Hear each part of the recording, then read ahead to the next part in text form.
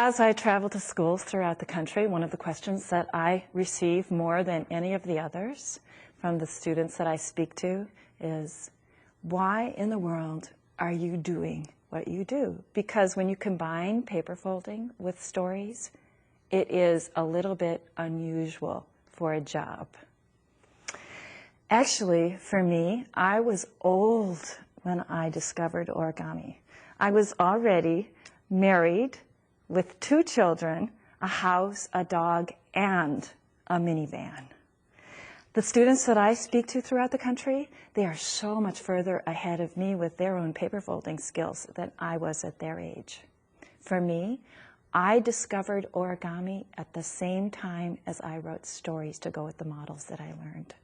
So origami, the stories, which I call storigami, it came into my life at the same time. I originally envisioned storigami in 3 books: folding stories, holiday folding stories, and Bible folding stories. But then later, after the first book, Folding Stories, finally went out of print, I decided to go ahead and write a 4th storigami book, which is my newest one, called Fold Along Stories, Quick and Easy Origami Tales for Beginners. And truly, it is the easiest of all the books that I have written with this technique. I first became a storyteller actually when I was teaching full-time. Initially I taught learning disabled students, and then I gradually gravitated toward intellectually gifted students.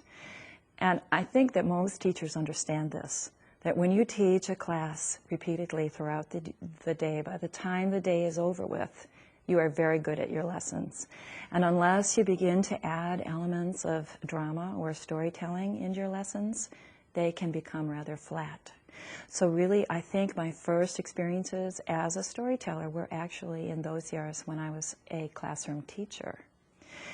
I discovered storigami in the year 1989 and began to work professionally as a storyteller in 1991. So I have been doing this for quite some time. I have an opportunity to visit schools in a lot of different areas of the country, and it always is surprising to me how, even though these areas are geographically diverse and culturally diverse, a unifying factor between them is love of origami, and the story format brings that paper folding to them. The paper folding also, oddly, brings the stories to them as well, so that the origami acts sort of like a kid magnet to the language. I am the kind of storyteller who's very big on visualization.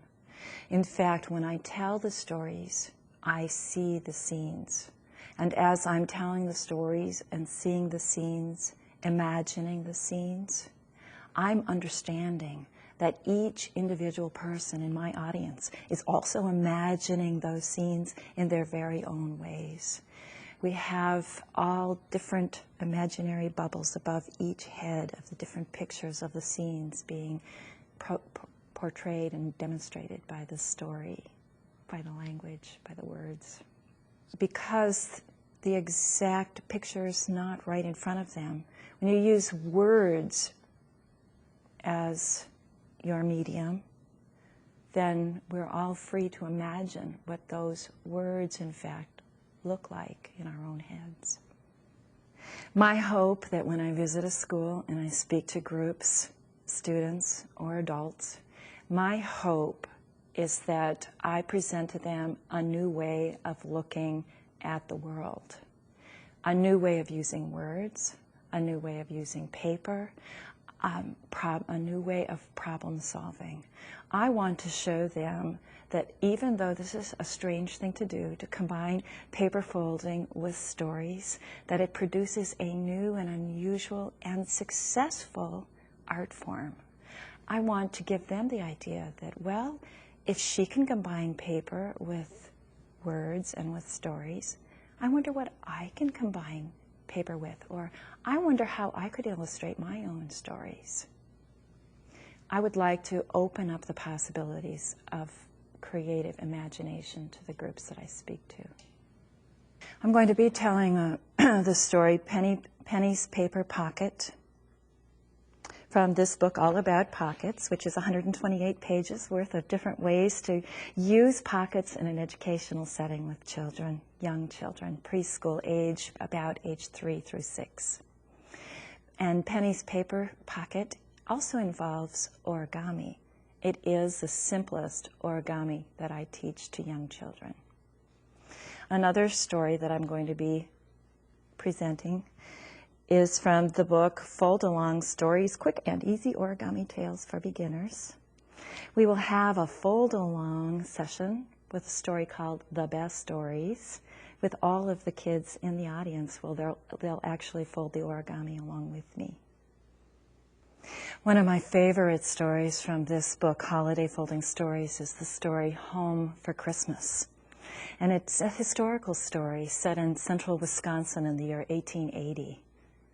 It's about a group of immigrants from Germany who are celebrating one of their first Christmases in America.